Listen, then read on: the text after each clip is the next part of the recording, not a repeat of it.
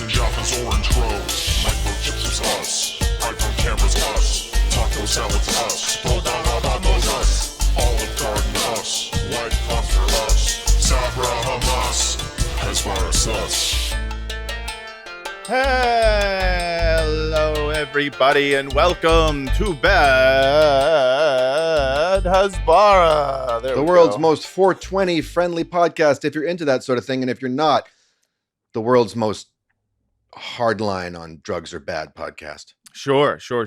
My name is Matt Lieb. I will be your most moral co-host for this podcast. It's really the world's most moral podcast. I'm Daniel Mate. You're the co-host. That's right. I am the co-host. We are all co-hosting here, and we are so happy to be co-hosting you fine people out there listening to this podcast / watching this podcast on whatever apps you choose to do so. It is another wonderful week of fun news, and we are ready. More hits from the Hasbara Bong. That's right. Oh boy, do we have a show for you. But, please, first and foremost, give a shout out to producer Adam Levin on the ones and twos, making sure that y'all see and hear and look at the show that you are currently watching. And we mean shout wherever you are. Just holler. Just start shouting. Make a scene. Just do it. Make a scene. Do a whole thing. Get weird with it. Give us 5 stars and a review on whatever podcast app that you use, and subscribe on YouTube and tell your friends about it. Maybe you have friends who like shows and you're like, hey, I have show I watch. Check this out, and then send them link. Do that for us. It would be really nice. And also we have a Patreon, patreon.com/badhasbara. You get an extra episode every week of this show if you join the Patreon. So do it. And, just a little preview. We're going to have some new fun tiers on the Patreon coming up. So if you are not satisfied with the idea of just getting an extra episode, well, fear not, because there will be more fun prizes at some point on the Patreon. So keep way an more eye tears. out. Mm-hmm. That's a little Ozzy Osbourne. Was it? Okay, that's what it was. No more tears. Yeah. So keep an eye out for that. You can always subscribe for free. You don't get the extra episode, but you get notifications about all the fun stuff that we're doing, including early access to tickets for live shows and the like. So do that. Today's episode is actually brought to you by something very specific and close to our heart on this show. Our former guest and colleague of mine at AJ Plus when I used to work there, Ahmed Shahab Al-Din, he was on the show. You remember him from both this show and from a bit part that he had in the movie Palestine 36. Mm-hmm. He is a journalist, and he has been detained in Kuwait since March 2nd. 2026. Apparently, the charges that he is being detained on are spreading false information and harming national security. This was after he posted verified footage of a U.S. fighter jet that crashed recently in Kuwait. He posted that, and they immediately arrested him for it. And right now there are 2 calls to action in order to try to get him out of a Kuwaiti detention. The Committee to Protect Journalists put out a petition, which there's a link in the description. You can click on that and sign that petition. You can also send a form letter to the State Department asking for his or demanding his release. The link for that is also in the description. Please do both of those things, because it is an absolute crime that he is being detained for doing his job of journalism. And we love him and we miss him, and we hope that he is safe and want to see him safely taken out of Kuwaiti detention. So do that for us. Thank you so much. Yeah. Free. Daniel. Sir. What's this been? Well, I've already intimated that the day we're recording this is April 20th, 420. 420, baby. Yeah, blaze it. The typical thing to do would be to do, Bob Marley and Pink Floyd and Whatever. I'm not doing But that. these are all albums celebrating Hitler's birthday. That's it'd be funny if it also was Hitler's birthday. It is. Not what? Is it? Yes. Oh, I didn't know that. I didn't realize that. Is that why we get high? Yeah, that's why we get high, so that we can praise it. I don't know, man. Well, Yeah. maybe Yeah. there's some tie-in, but I just chose records not that are about smoking weed or praising Hitler, but that might be, both of those things might be enhanced by listening to these albums. I don't know. Yeah, all right, fine, fair. First, we have the Flying Burrito Brothers, the Okay. Gilded Palace of Sin. This is a 1960s, sort of late 60s, like psychedelic type Flying group with Graham Burrito Brothers. Parsons. Is this a Munchies themed spin, or is this just really No. good to listen to on weed? It's just music that I think would go well with that experience if I knew Okay. anything about that experience. Yeah, which we don't because for drugs are firsthand near daily experience. Mhm. Which drugs are is bad. Okay. I think drugs are bad. Okay. Mhm. There are Speaking- times when you get suckered in. I'm sorry. And Go. sex with women. Mhm. Speaking of brothers, Los Hermanos Gutierrez, Oh, not to be okay. confused with Los Pollos Hermanos. Yes. These guys are a new duo that are really cool, spacey, trippy, tremoloed out, guitar-based music. I think mostly instrumental. And From this where? Is a really, I think they're Mexican.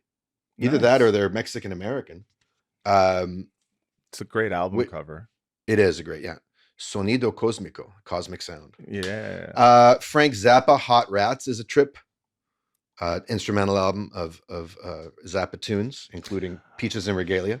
I'm gonna be honest with you, and if maybe at some point we need to start a side project, where you explain to me why Zappa is why people like Zappa. To me, Zappa is like the Blues Brothers. Like maybe I was just born too late, but I do not get it. I think he's more annoying than the Blues Brothers. I generally am not super into Zappa. I have Okay. a few Mothers of Invention albums. When he sings, I can't stand him. I just find his the sarcasm and the sort of it almost drips with contempt. Right. But this is all instrumental, and he was an Okay. extremely gifted guitar player and arranger. Yeah, as a session and it's- musician, right? Yeah, I think so. Yeah. And he played with incredible musicians and free jazz people love him. And this album, Hot Rats, is all instrumental, except I guess one song that has Captain Beefheart on it. But anyway, Hot the Rats, opening by the song way, will- was the alternate title for this podcast. Hot Rats, yeah. Yeah. Just look at us. The opening couple of song mousy-looking will Jews. remind you of the Cantina Band from Star Wars. Oh, hell say yeah. that. Okay. Yeah, All right. Yeah, Now I'm it's into really it. cool. A nice chill stoner album would be DJ Crush. Meso. DJ Crush is Japanese, and Mhm. he's got a few American rappers on here. CL Smooth and Black Thought and Malik B from The Roots and Guru. So this is a cool kind of down tempo, dusted instrumental hip hop album with a little bit of vocals, and then a few, just two. I'm trying to limit the spin to 6 albums per week from now on. That's just Wow. or per episode. Yeah, it's just too much. I need, and less is more. So Yeah, a couple of agreed. albums that are for those frenetic highs where you want to just bug out and have your mind blown. Mr. Bungle's second album, Disco Volante, is Yes. absolutely bonkers in the best Yes. way. Hell yeah. Including a song called Desert Search for Techno Allah. But the whole thing is amazing. And finally, I had to do this. This is definitely jumping aboard a bandwagon, but I think it's a great bandwagon. Engine de Poitrine, this Oh. Quebecois group that plays microtonal math rock that's shit. taken the internet by storm. Everyone Yes. is listening to them. They Yeah. are, I think, truly fantastic and fun visually and musically. And this is a really fun album, their new one, Volume 2. So Love it. that's what's spinning. That's what's spinning. Happy smoking, but I think any of those albums would go fine with an evening With Mein of Kampf? sobriety. And Oh. yeah, a sober Oh, yeah. reading of Mein Kampf. I don't know if I'd want to read Mein Kampf high. No, yeah, I think I would have a full-on panic attack. That is what's spinning. Microtones, man. The internet is obsessed with the microtonal musicianship now. There's something about I kind the- of love it because Yeah. me, I'm a dissonance guy. You give me something dissonant, and I will listen to it forever, trying to figure out why I like it so much. And the answer is I don't know, and I still don't know. All right, it is time to introduce our guest. I'm very excited for this episode. We have a wonderful guest, first time on the podcast, Palestinian writer of much acclaim and much controversy recently due to Ooh. the mayor of New York. Need I say more? Ladies and gentlemen, and everyone else, welcome to the podcast, Suzanne Abulhawa. Hi Hey, guys. Hi. did I do the last name good? You did perfect. You did it perfectly. Okay, That was thank one you. of- Hey, that but was one of before your we best. start, Yeah. Daniel, I Hmm. saw you holding up like vinyls. And are they like, is that new or because Is it Oh, what sounded no. like it's a new band? No, this is a thing he does. He holds up Okay. vinyls See all before those every things behind show. me? Those Yeah, are all I've got vinyls. I've got an obscene vinyl collection that No. For I some- was asked, are they like making a comeback or you're just holding up? or are vinyls making a comeback? Oh. They've Yeah. been making a comeback for maybe the last 15 years, but especially I'd say in Really? the last 10. I mean, there's a huge CDs are dead. CDs Yes. are absolutely dead, whereas vinyls are, I mean, it's a big deal when there's a new vinyl release of something old. Yeah, so that's what I was asking. I didn't- Millennials and even Gen Z, like young people I know, are like collecting records now. Oh most- my god, most I love it. Friends of mine who are parents of a teenager, the kid has a record player, and the kid's record collection is stocked with like stuff I listen to. Like the kids are more than all right. Yeah. You know, when I was in grad school, I left a massive vinyl collection with she was a lab tech, and along with my record player, which was like, you know, state of the art at the time. Yeah. Just because I was moving, I couldn't take everything with me, and so I lost it. It's all gone. I had like hundreds of vinyls. You know, the usual. I even had I had a vinyl of Thriller with Michael Jackson's signature on it. What? Oh my Yeah, a god. friend of You mine know what that got would be it worth for me. now? Yeah. Oh my god. Yeah. Oh. Yeah, Wait, no, I why'd mean, you leave look- it? Why'd you leave it behind? Well, I was leaving. I was going overseas, and I Mm. wasn't sure when I was coming back. And you know, she told me, she was like, "It's here when you come back," and I was like, just take it." I just, you know, I was a kid. I didn't. No, I get Well, it. but I get also it. at the time, vinyls were completely going out of style. I mean, Mhm. I Right. really thought we'd never see them again. CDs were the new thing. Well, Yeah. that died. Those days relatively are quickly. over. Yeah. Yeah. I miss Now- vinyls. I loved them. I loved my turntable, and Yeah. you know, can come trying over to and listen to figure out li- fix the scratches, and You Yeah. can come over and I will take requests, and you can listen to any vinyls you want anytime you're in New Halas. York. No, his apartment is like his own personal like Tower Records. It's insane. I'm just glad to know they're making a comeback. I just learned something. Thank you. Yeah. Just- You're well, welcome. that's what this podcast is about. It's about learning. It's about music, and it's also about the ethnic cleansing of Palestinians and the genocide perpetrated by our government and their government in Israel. So and unlikely comebacks. yes, and unlikely comebacks. That's right. It's So- all connected. It's all connected in some way. Suzanne, excuse me. Thank you so much for coming on the show. I have been binging your work. I've been watching interviews with you, and I was very excited to talk to you. So I'm really appreciative that you would come on this show and talk to us, especially given that comparatively to other shows that cover the subject, we're pretty silly and stupid. So I want to thank you for showing up to this one. Thanks for having me. Of course. I want to start off with something that is going to lead to a tweet that you put out recently regarding the Warsaw Ghetto Uprising. So yesterday, April 19th, was the 83rd anniversary of the beginning of the Warsaw Ghetto Uprising, which was the largest act of armed Jewish resistance during the Holocaust. Fighters held off the German troops for, I think, about a month before the ghetto was completely liquidated. Truly, I just need to say something about the timing of that. Good. Following up on what you and I talked about a week ago, Matt, just Mhm. the insensitivity of people doing anything on Israeli commemoration days, and there are 365 of them every year. It's kind of insensitive of the Warsaw Ghetto partisans and fighters to do their uprising 2 days before what would eventually become the Israeli soldiers' Remembrance Day. That's true. It just like upstaging in advance, Yeah. it's just tacky. I think it's I classless, agree. personally. On that Anti-Semitic. it is anti-Semitic, and on that Yeah. same note, I think it is really insensitive for them to do it one day before Hitler's birthday. I mean, this guy is trying to just celebrate another year around this grand old son that we have, and all of a sudden, the people he's trying to liquidate are resisting against him. Really not nice. The official account of Israel on Twitter tweeted about the Warsaw Ghetto Uprising, and I want to read you that tweet real quick.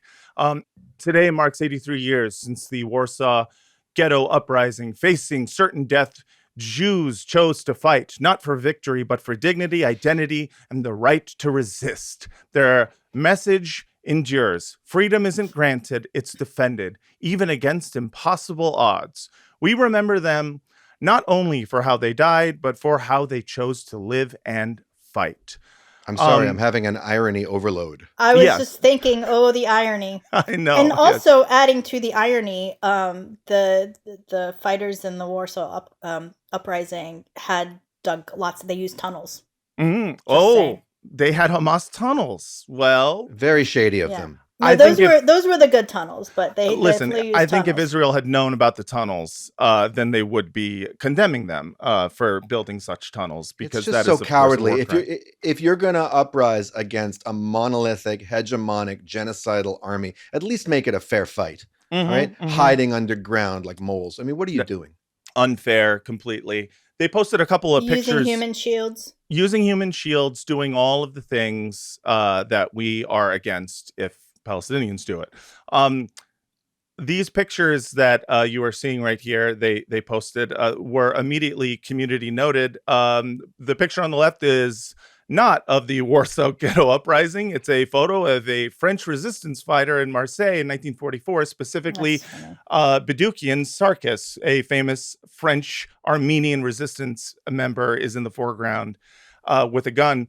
I love that even in, like, they can't go a day without lying about something completely trivial, like just no real reason to lie or to get that wrong, other than they just don't really care. And they can't honor our ancestors without dishonoring our ancestors. Right, it's impossible. Which reminds me of my favorite tweet by you, Susan, where you said Jews are literally the only people in history who have Mhm. been bamboozled into hating their ancestors. Yeah. Yeah. I thought Yes. that was an incredibly incisive gut punch of a truth that you told there, because it's true. Like the contempt and then the using of the memory fraudulently, as we're seeing here, for whatever purpose, to shield themselves from the terrible irony of the similarity between the people they're ostensibly commemorating and the people they're actively genociding, and Right. their right to resist, Yeah.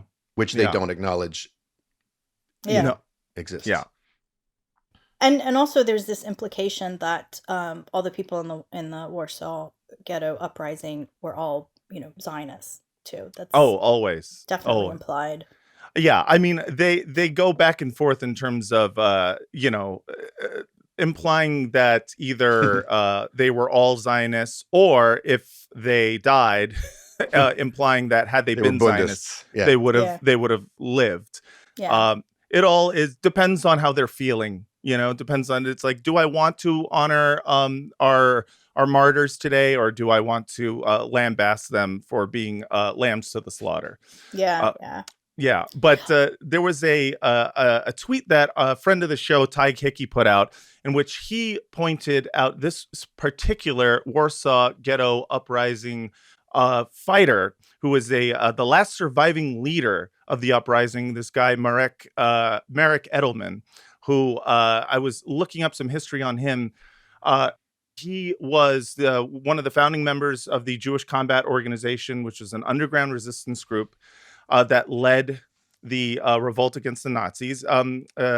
Following the death of the commander, Mordecai Anielewicz, who was the person who led the Warsaw Ghetto Uprising, he became the de facto leader and actually was able to escape underground using the sewers and survive the massacre that ensued.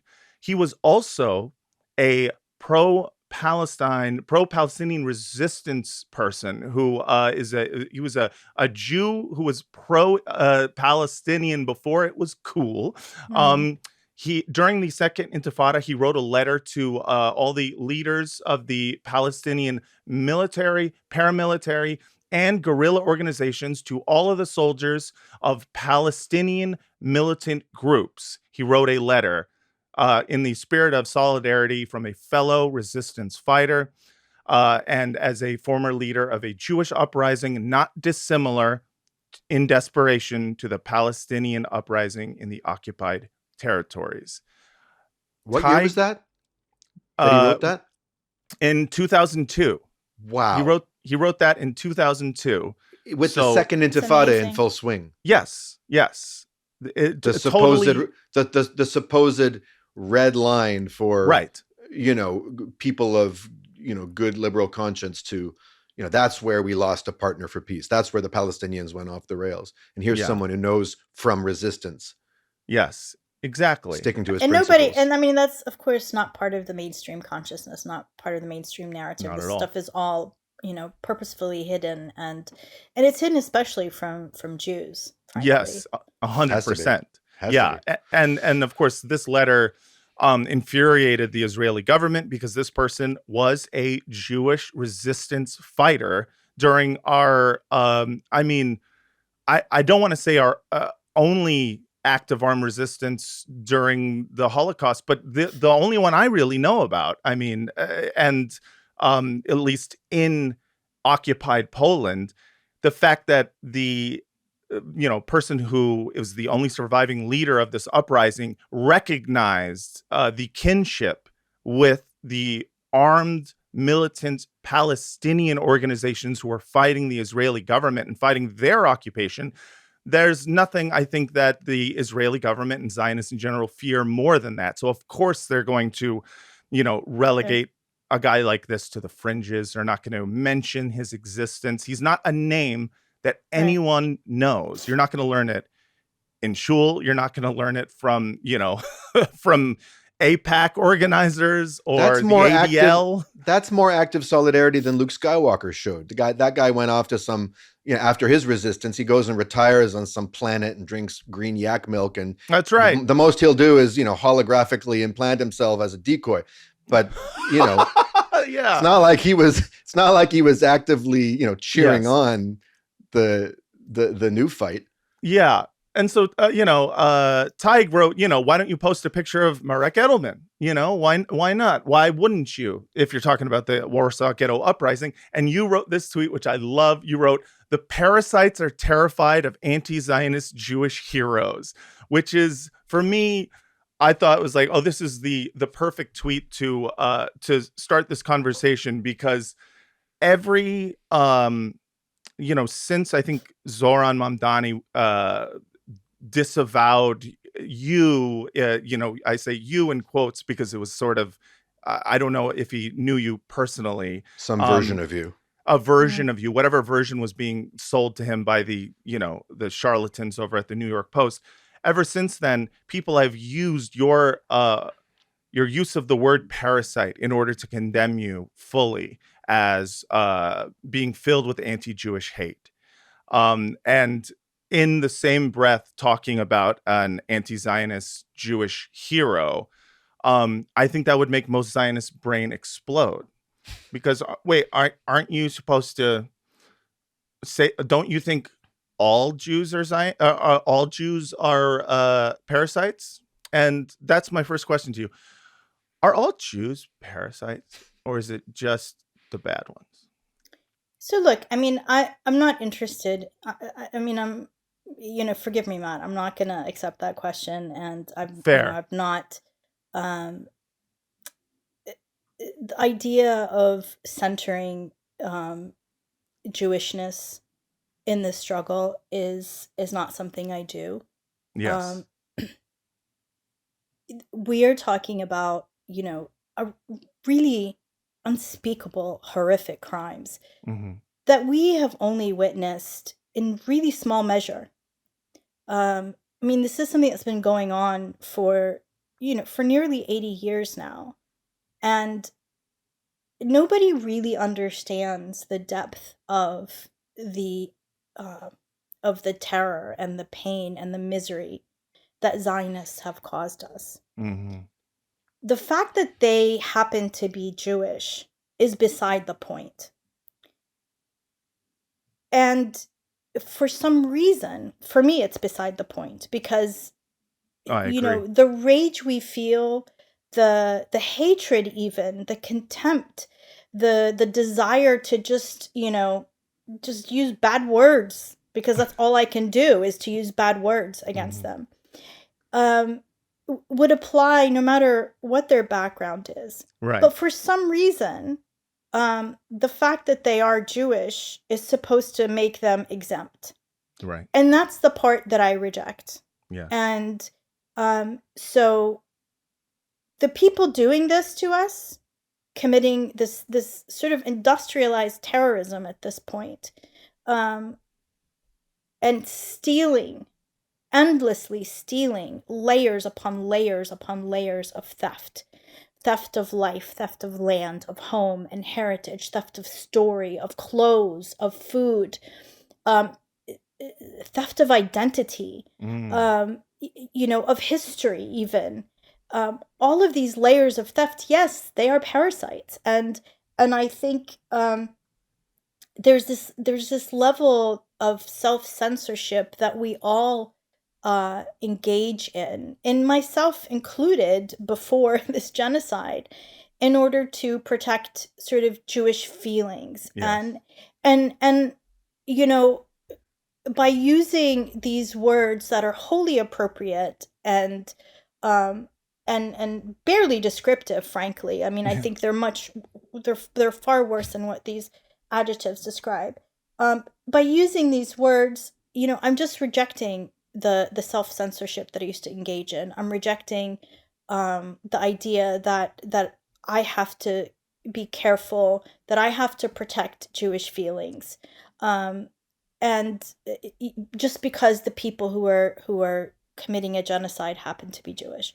I'm sure you must have found prior to that there was no level of gentleness and care and conscientiousness and discernment and self-censorship that could possibly even satisfy these supposed standards. Right. Exactly. It's really only subservience that is welcome from us. Either we die or we are subservient. Yes. Or either we champion our own demise or we die quietly. And as Yahya Sinwar said, like, we're supposed to be the polite victims, and or Muhammad al-Kurd wrote a whole book about it, The Perfect Victims. Perfect victims, yeah. And but still, like, most Palestinians even are hesitant because we are so indoctrinated, and I just, whatever the cost is to me, I want to break out of that. And, it's really also because I am truly angry that all mainstream Jewish organizations, whether it's the ADL, the Jewish Federation, and on, every single, and even Holocaust museums, that is the mind-blowing part, are supporting this, are supporting our genocide. Well, they're a part of it. They've always been a part of it. Exactly. They're fundraising for it even. Yes. Yeah. They support They're running it cover for it. And that's just on a national level or Yep. international. We're also local synagogues, local temples are also implicated. They're also complicit in it, which is, which is a truth that people don't want to confront. And in fact, they're trying to pass laws to make it illegal to confront them with that. Exactly. Yeah. Even so, there was I tweeted about this too. Jared Kushner said something about, they're in the Middle East trying to clean out the mosques and stuff. I mean, the kind of casual racism against Muslims is perfectly normal. So I tweeted a response that, what if we really need to clean out the synagogues? Yeah. And to people's ears, that sounds terrible. right? Right. Right. But he literally just said it about mosques, and that Yes. seems acceptable to Right. people. And so I think, I think it's our job to confront people with these words, with this hypocrisy. Yeah. And that's ultimately the truth. This is the thing. I really appreciated that clean out the synagogues Mhm. tweet for a joint reason. Number one, it made me uncomfortable. Mhm. I had an association to it, right? Hmm. I have encoded in, if it's not my DNA, then it's my limbic system from conditioning, Mhm. some kind of tribal memory of, Mhm. my people being compared to things that should be cleansed and Cleaned cleaned up, out, yeah. right? Right. Right. Purified, It's all that. We offensive are because in it is offensive. But It but is. my point No. my point was that, why is it offensive for one group, but it's Yes. perfectly normal and logical for another group, and then to 100%. be And said, by such an authority, that's right. But the thing is that a tweet like that because I get complacent in my allyship, and I feel good about myself because I host an anti-Zionist podcast and I get validation from, Mhm. Palestinians and anti-Zionist Jews and all that. I'm in an echo chamber. To have something from someone I respect that can shake me up a little, it's a bit of, it's a cup of coffee. It's a bit of a wake up. And then I have to deal with, well, what am I uncomfortable with here? Well, if I turn you into a caricature, and I have to do that in order to not have curiosity about what did Suzanne actually mean, the person who tweeted that, then I can just go to town with my first associations, which is, oh, she must mean the thing that would be the most offensive to me, the most terrifying, as opposed to, oh, maybe she's a person with a heart, a conscience, a mind, and a worldview and experience that gives her a perspective, and she's saying something else. And then I can ask, okay, well, what does she mean? And the minute I ask that, it's obvious. And it's actually, I would go further than what you said. You're not just juxtaposing, well, why is it good for this group and not that group? I do think we should clean out the synagogues, not of Jews, but of certain kinds of behavior, certain things that are tolerated, certain flags, certain prayers. Mhm. There's a lot of, and I'm saying that from a perspective of someone who would like to preserve what's beautiful and wise and true about Judaism.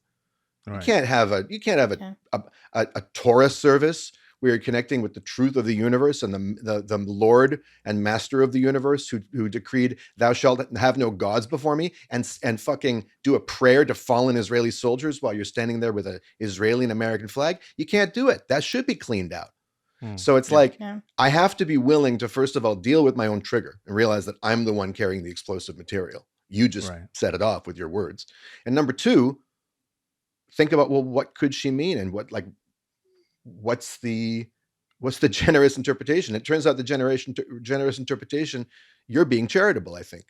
So that's how I processed that Mhm. that tweet. I really appreciated it. Well, I'm glad it it stirred this retrospection in you. Mhm. I and what you heard were words. That's it. Yep. What we get are actual bombings of our Mhm. mosques, the places that we revere. You're having the reaction because the people who populate the synagogues, and they are family, and they are friends, and they are Yes. kind, and so you have. And once every 3 years, they are me. Right. and so all Muslims have the same reaction. These are our fathers and our mothers and our family in these mosques. And these are mosques that have withstood time. These are hundreds, thousands of years old. At least the Almaty Mosque was 1,200 years old that Israel bombed. And our churches, the churches and the that were bombed in Gaza and in Lebanon. I mean, these places hold our spiritual life. They hold our memories. They hold our refuge, and they're bombed. And then they talk about it like it's okay. So so imagine, you're reacting this way just to words. So imagine how we feel. Yeah. Right. So it's words. Of course, Kushner said them, but he's echoing what are said constantly by politicians and leaders and people with actual power, not like poor writers like myself, who have words. Right. So Yeah. The amount of normalization of this genocidal language against Muslims, against Palestinians, against Arabs, it's almost, obviously it's beyond words because we're talking about bombs, we're talking about actual violence and destruction and death, but just in the way it's talked about, just in the way it is casually referred to and not given a second thought. There is no tone police, there is no woke police in your head for talking about for how you talk about a mosque, for how you mhm, talk about the deaths of Palestinians. With Jews and Jewish people in America, in Israel, anywhere, the amount of, I mean, it's not just one tone policeman, it's an entire battalion of tone police. It's a tone police paramilitary It's an force in your armored brain. platoon. Yeah. Who are constantly telling you what adjectives are allowed and aren't allowed, and constantly telling you that in order to gain your freedom, you have to only speak in this particular way, and you can't show your humanity, and you can't be angry. You're not allowed to be angry. right. Which I think, when I read your tweets, what I see is a clear rejection of that, a rejection of the politics of politeness, the rejection of the idea that uh, Jewish people need to be catered to by the people who are being oppressed by the Jewish state, or by Zionist media, or Zionists in Washington. And Yeah. so for that, I appreciate it for those reasons. I see people who are, I think, ostensibly allies, who find themselves going down this rabbit hole of looking at tropes that you have done in your tweets and whatnot, like Parasite, for example, and trying to build a narrative around it about your own, uh, what's in your deep dark heart. Hmm. I don't. I see you rolling your eyes at that. That's my reaction to it too, because it seems like people want to uh, paint you as someone who has been radicalized by social media. And so I want to ask you about that. When you hear that critique, do you say to yourself, "Yes, I have been radicalized by social media," or have you been radicalized by something else? Has there been anything worse than social media in your life that may have led you to stop giving a fuck about Jewish feelings in your I in your wonder what it tweets? could be. I wonder. What could it possibly be? Yeah. um, so once again, to engage in that conversation is once again to center the well-being of the people who are destroying us, and Yes. I'm not going to do that. Um, I my entire life has been defined by the crimes committed by Zionists against my family, against my country, against everything and everyone I love. Hmm. Um, and as a student of history, as a merchant of words and language, as a storyteller, I have long known the stories, the depravity Zionists have shown us, the cruelty, Hmm. the mean spiritedness, the just I've long known it, and I've experienced it, and I saw it again during the Second Intifada when I went to Jenin when there was a massacre there, and Hmm. I remember thinking that I thought I understood the Sabra and Shatila massacres because of everything I'd read about it and all the photographs. But what I could never get from those readings was the smell of Mm. of death, of there were decomposing bodies under the rubble, and I worked with crews to pull out skeletal remains, and And I remember thinking, like, um, I didn't understand Sabra and Shatila. I remember thinking that nothing you read can ever kind of, and I suspect that even nothing I experienced, sort of, walking through the aftermath, could adequately um, uh, capture what it's like to live through that. I try to imagine, and you can't really, and but you understand that it is a horror beyond horror. Yeah. And then, and then comes Gaza, and the amount of devastation, you know, one family after another gathering the remains of their loved ones in fucking plastic bags. Seeing your children, like, childhood is gone in Gaza. The children there are traumatized beyond anything you can possibly imagine. We are running 2 schools, the organization that I founded, Playgrounds for Palestine. We have 870 students, 877 students. And, we try to provide psychosocial support, and, but the trauma is so profound. Israel has once again really just tried to decimate entire generations. And then to know of the horrible things they're doing to people that they've kidnapped, to our hostages, 10,000, none of whom have faced charge or trial or conviction or anything of the sort, who are being systematically raped. We finally have Israeli soldiers admitting that Israel was using dogs specially trained to rape. I mean, what diabolical evil minds come up with that? And somehow I'm supposed to, like, really talk about and explore how my words are hurting their feelings. I'm not. I won't. And I hope I hurt their feelings. I don't care. I really don't. And frankly, in a way, I really want Jews to wake up. Because I really do. Like, Same.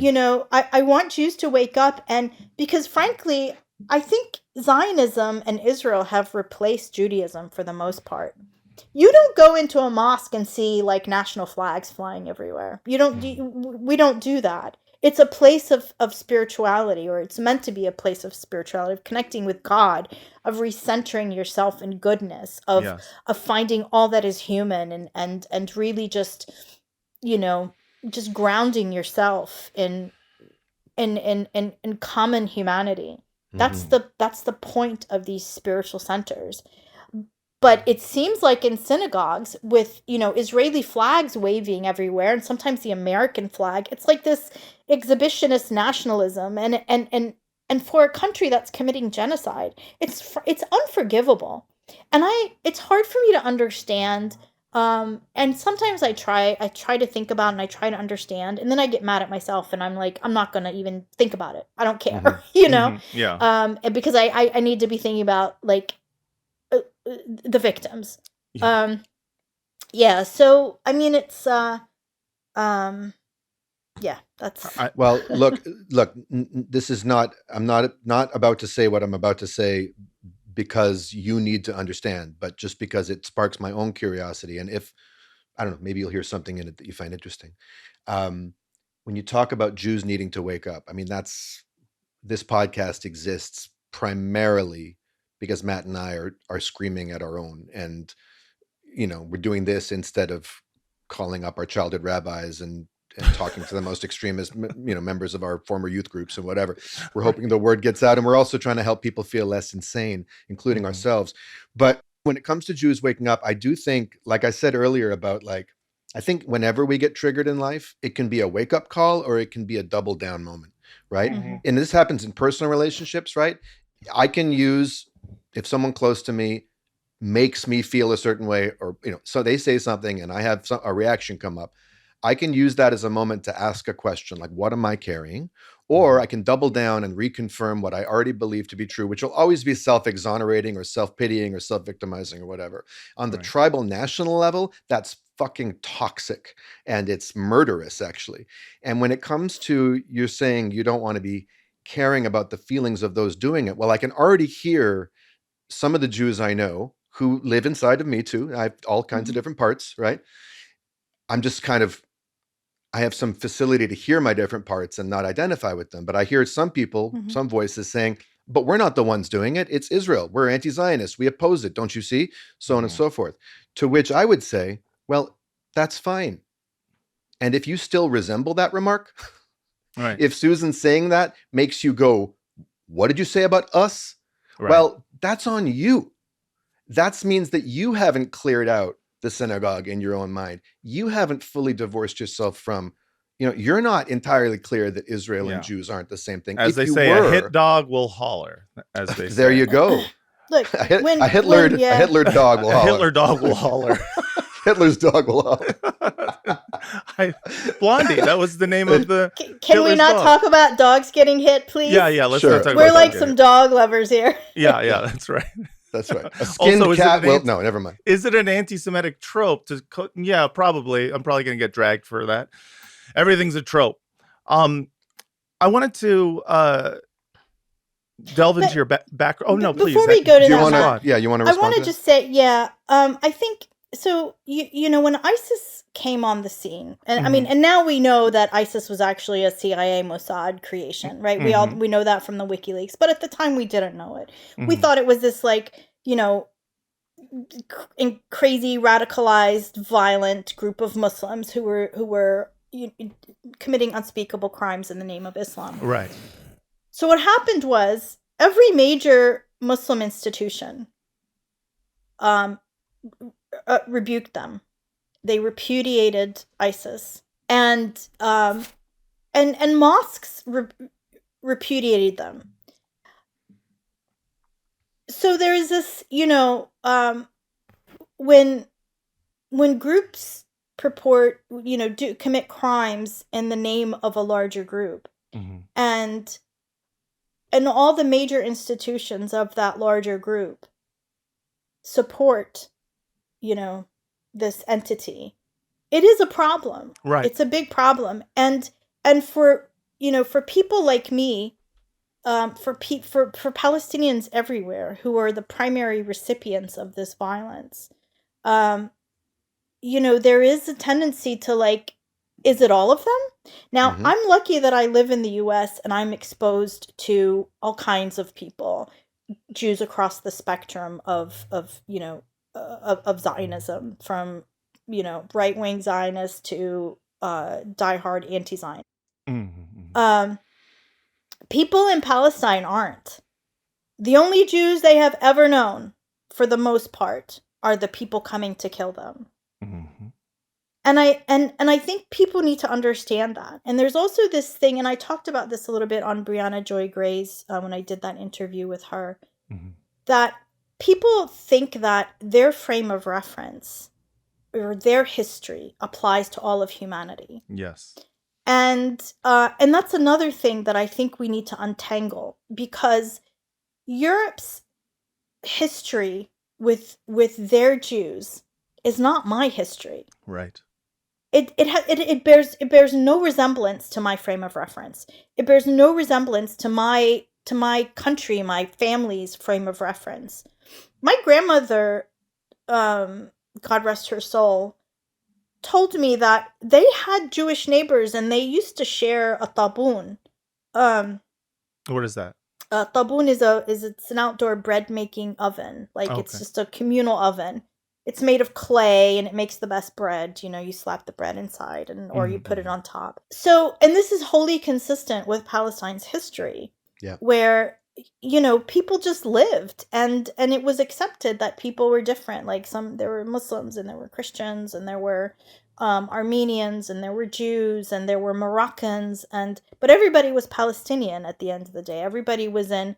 And actually, it was more because people identified at the time with their actual provinces, the Nabulsis would say we're Nabulsis, or the Bethlehemites would say we're Bethlehemites, and and so forth, or we're Jerusalemites. So, I mean, it was more, if you go back hundreds of years, it was. Well, and of course, Zionists love to use that. Oh, well, Palestinians weren't nationalistic. But yeah, no shit. Neither were Jews. Nationalism is a modern phenomenon. Right. Palestinian nationalism is a reaction to all the nationalisms that have subjugated them. Yeah, exactly. But they didn't start it.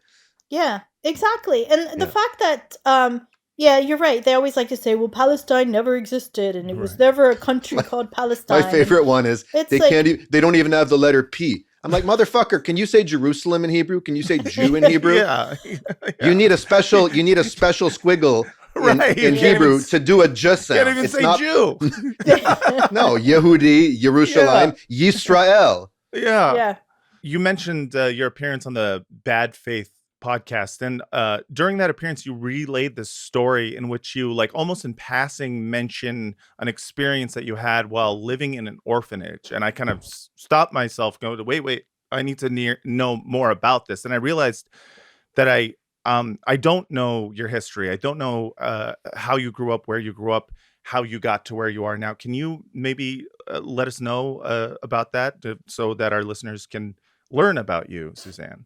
I'm so tired of us having to ask Brianna Joy Gray's follow-up questions, you know? Right, exactly. Learn to interview, Bri. Exactly. Yeah, She's learn so to much interview better. like me. Don't be dissing my girl, Brianna. She's I so love much that better of woman. an interviewer than we are. Learn to interview like me, Brianna, in which every question is meant to be rejected. In which ask ironic questions more, Brianna. No, but I am truly interested, Suzanne, in your history. I mean, I've written about it in a few essays, and somebody picked up on it, and part of it is on my Wikipedia page. But so my parents were removed or dispossessed in the 1967 war. They separately, and then they ended up in Kuwait, and that's where they got married, and that's where I was born. Where were they displaced from? Jerusalem. We're from Jerusalem. We're from Betur. It's a village right on top of the Mount of Olives. It's not in the old city. My paternal grandmother is from the old city, actually. She's from the Renem family. Her home has been taken over, her family home. But my father and the rest of my family are from Betur. Actually, I have this. I'll send you the post of my great grandfather, who is also my great uncle on my mother's side, who purportedly lived to be 142, and in 1936, yeah, there's like Associated Press archival footage of him. 142? Yeah, supposedly. Oh, Who knows? yeah. But he had an Ottoman era birth certificate that identified his name and his age, and so in 1957 is when he kind of became this international sensation. There was all these articles written about him. Wow. And he was 100. He would have been 136 at that time. Anyway, That's wild.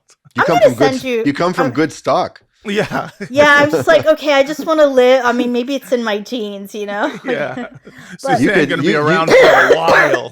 You should get Suzanne to do some like longevity pills ad reads for us, you know? Yeah. Unfortunately, other members of my family have died young, so Okay. Oh, well. so I don't know. But they were smokers, not like him. He purportedly used to have he had olive farms, olive orchards, and he used to drink shots of olive oil. So Dang. maybe that's the key. Anyway, I'll do I it. will send you that if you guys want to incorporate it. I did That'd a be whole great. little segment on it.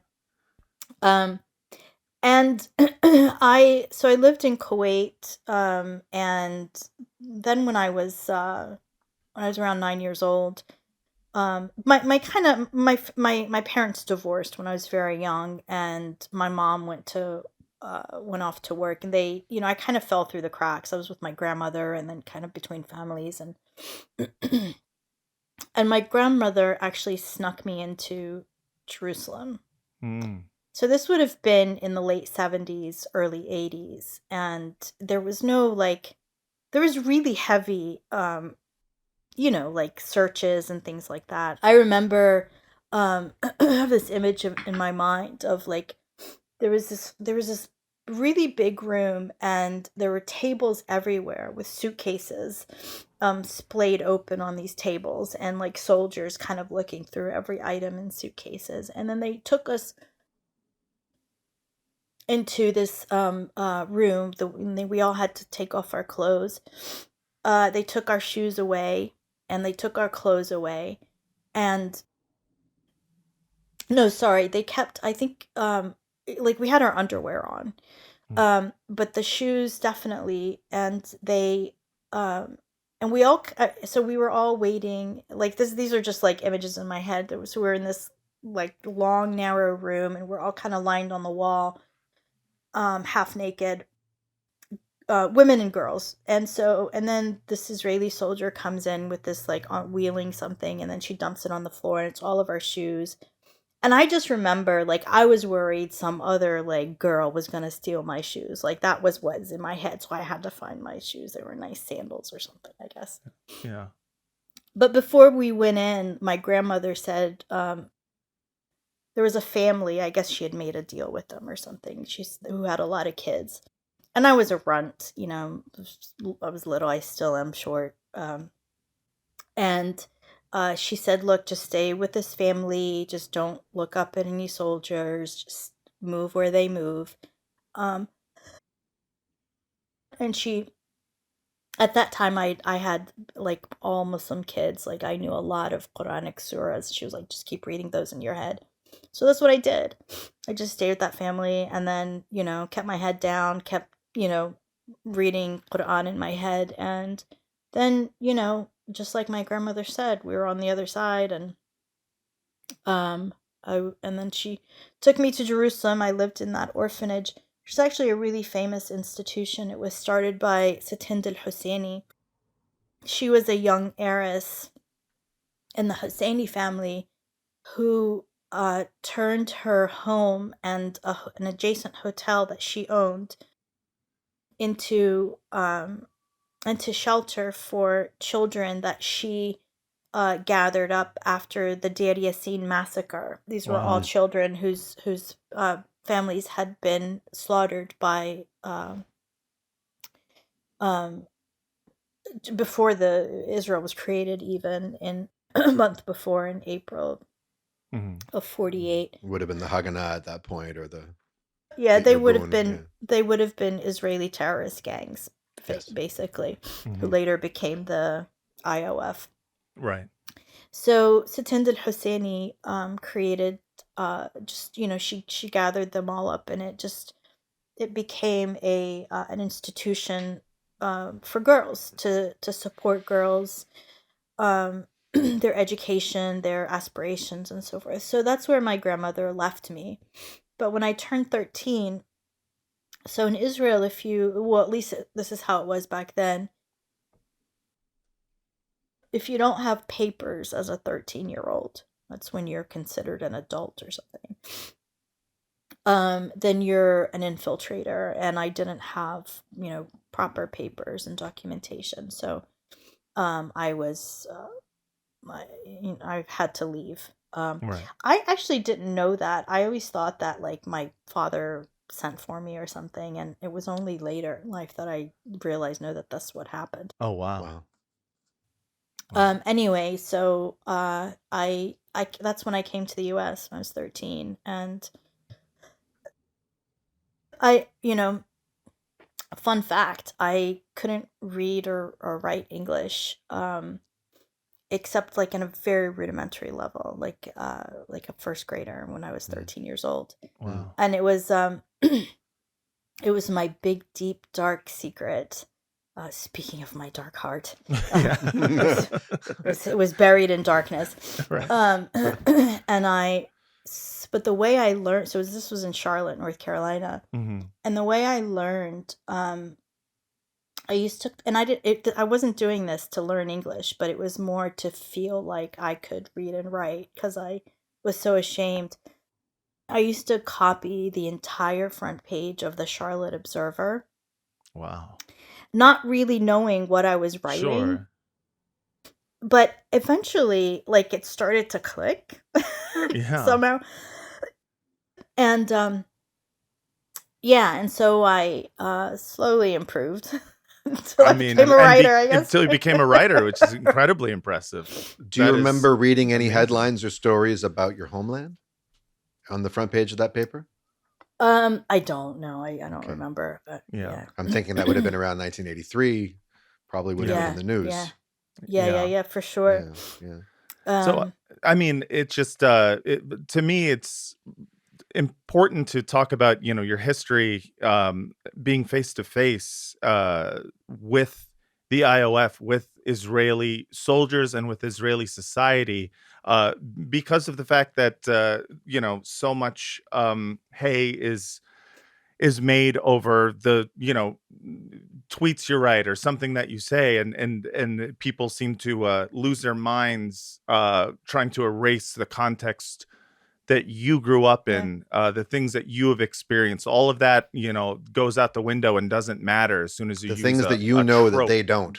The things that Right, you know that they can never know the way you know them. That's the thing I right, can't right. things believe. that The they will lack of never humility, experience. the lack of epistemological humility of like, wow, here's someone who might, in fact, does Right. know things in a way that I can't. Maybe I could learn from her. Yeah. Maybe before we transition to our break and Hmm. talk about some other things, I'm sure there's curiosity. There certainly is over here with me. What has the aftermath or the wake of that whole dust up with the mayor's office and the media been like for you? I don't know if it's been 2 months now since that happened. We played extended clips of your very excellent response video, which we Hmm. praised at the time and still do Hmm. for its wisdom, its Yeah. And patience, its I made a generosity. satirical I made a satirical video about it as well, in which I pretended, in which I played a liberal Zionist who felt that we needed to purge our movement of problematic Palestinians. Like we we discussed it, a lot because of how much discourse was going around about it, and the concerted attempt to drag your name through the mud. But it's been however long since then. What has been the aftermath of that?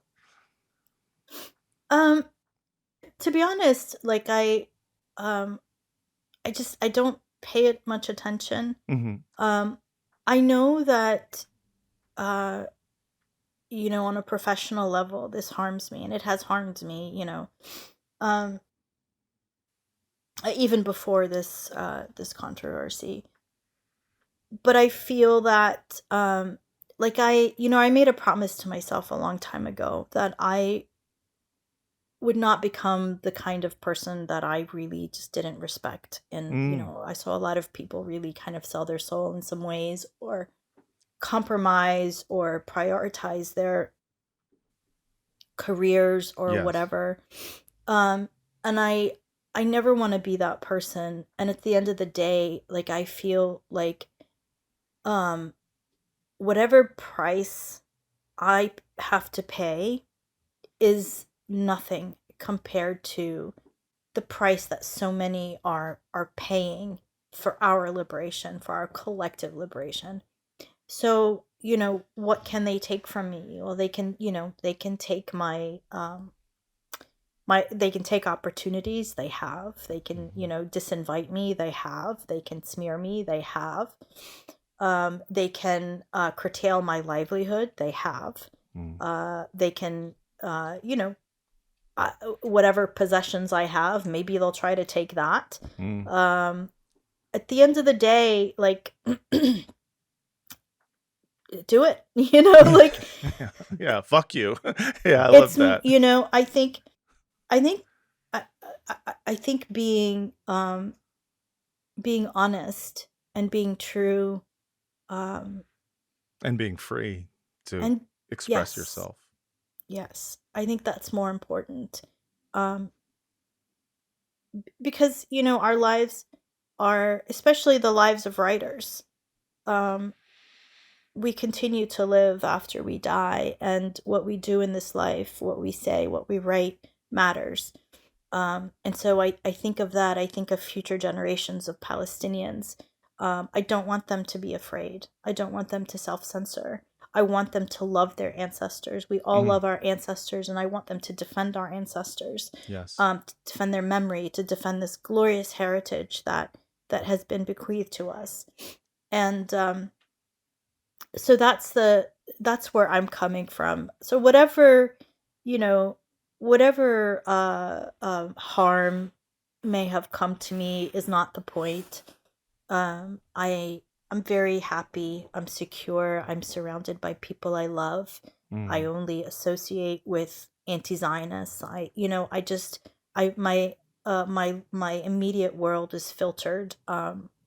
So yeah, I see a lot of the hate. But it just, That's like great. Teflon.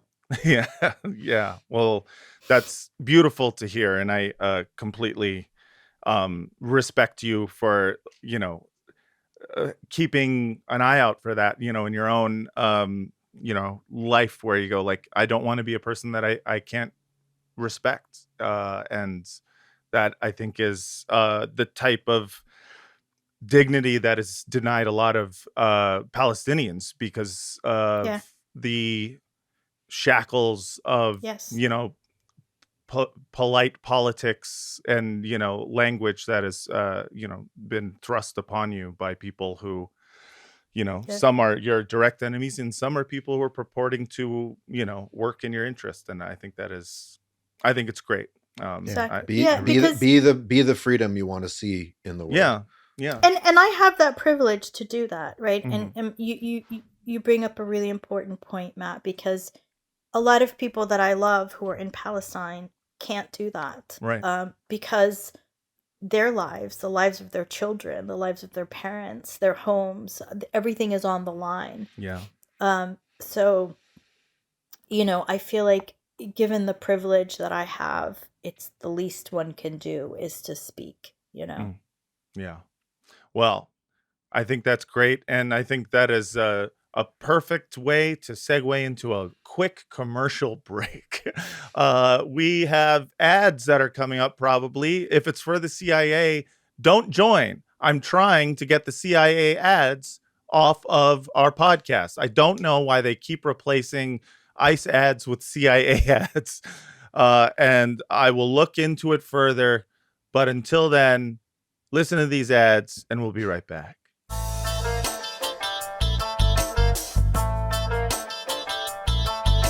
And we're back. This is Badass Bar, the world's most moral podcast, here with our guest, Suzanne Abulhawa. There we go. Abulhawa. I always start freaking out when I have to pronounce a name. Forgive me. Suzanne? Abul, how are you doing? That's how you remember that one. It's Abul, how are you? Yeah. Anyways, hope that was okay.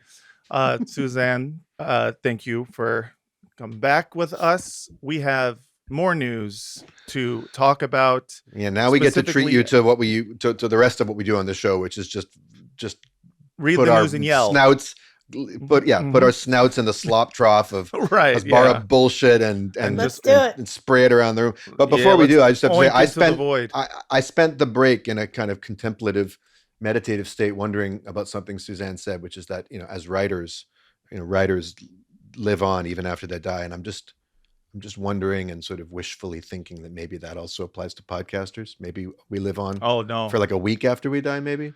No, we're discarded, I think, almost immediately. As soon as the pod is rightly over. so, probably. Yeah. Yeah, we're like we don't even live on. We don't even live on after we log off. What's that? History will tell that. History will tell. I'm using the benefit of hindsight. Of history. Absolutely. We don't yet have a history for podcasters. That's right. I suspect you will live on. You will live on. Be careful what you say. yeah, exactly. I am Ozymandias, Potter of pods. Potters. Look upon my feed and tremble. Yeah. So we have a bunch of it's kind of a grab bag of things that have cropped up across our screens in the past few days. You were mentioning, Suzanne, that when it comes to destroying mosques, it's just there's not even a second thought to it. It's just part of Israeli and American policy. Certainly a lot of churches have been destroyed too, and vandalized and desecrated, but sometimes a lone bad apple goes too far, messes with the body of Christ, and gets his country in a whole lot of hot water, and there are consequences. So Yunus Tirawi posted this: an Israeli soldier smashing the head of a Jesus Christ statue during operations in southern Lebanon. And we see a fully uniformed and behelmeted hmm IOF soldier with a sledgehammer, Yeah. literally They rubbing knocked salt right. in the, adding insult to crucifixion. Right. Yeah. So they knocked over the statue. His feet First are Saddam still Hussein, next Mhm. Muammar Gaddafi, and finally finally Jesus of Jesus Nazareth has Christ. fallen. Yeah, That exactly. tyrant. Oh, The people of southern Lebanon have been freed from the cruel yoke of the Prince of Peace. that's right. And what's interesting, I think, about this is we have seen so much religious desecration, throughout the last 2 years of, both the genocide in Gaza and also, the attacks on southern Lebanon. And of course, the West Bank. And I mean, shit, in Iran, they're going and blowing up the They're blowing oldest up synagogue. synagogues in They're blowing Iran. up synagogues in Iran. Um, we've seen this before. It's not new. It's not something that is an outlier for the Israeli military. But in this case in particular, for the first time, I think I've seen almost a universal condemnation by both Zionists, in Israel and abroad, and the Israeli government themselves are saying this is not us. It's only because it caught on. That's the only Yes. reason. These Yeah. soldiers have been destroying statues of Jesus, of the Virgin Mary. Mm-hmm. They have been, going back to 2002 when I went to Jenin, one of the things that they had done in the mosques, they shit all over the mosque and they used pages of the Quran to wipe their asses. Like, so they, and they they desecrated the mosque in every possible way. They habitually spit on Christians in Jerusalem. They bombed the tomb of St. Peter. It's just that for whatever reason, this image caught on, and Yeah. because it got a large public reaction, Israel decided to use their bad apple narrative. It's Right. almost Pull like out every Israel once in has a while. it's almost like Israel has like a checklist, like a treasure hunt, and they're playing some kind of game. Right. And for every single Jewish holiday that commemorates an indignity done to us, we have to Right. act it out, but up the ante. So Hanukkah is all about the desecration of the temple and Right. the rededication of it. And Yeah. what did the Assyrians do? They knocked over some vats of oil. They extinguished the eternal flame. Whatever. Wow, we can. Anything you can do, we can do better. Yeah. You know. Exactly. BB, get your gun. We'll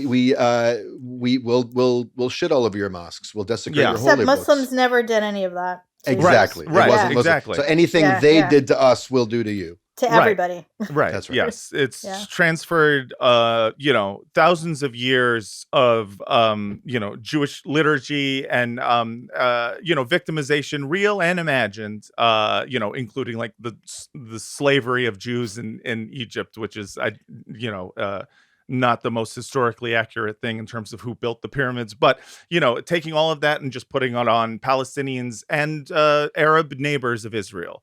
That is, you are the punching bag for the crimes committed by not you. And speaking of the crimes Israel commits, I think part of the reason this got so much condemnation is one of these cases where it caught on, but also I think didn't the soldier themselves post it? It's like one of these cases where like it's not even like you look at the picture and it's not an action shot. No, it's a pose. It's a pose. It's a Jesus Christ pose. Posing his disrespect towards this particular statue.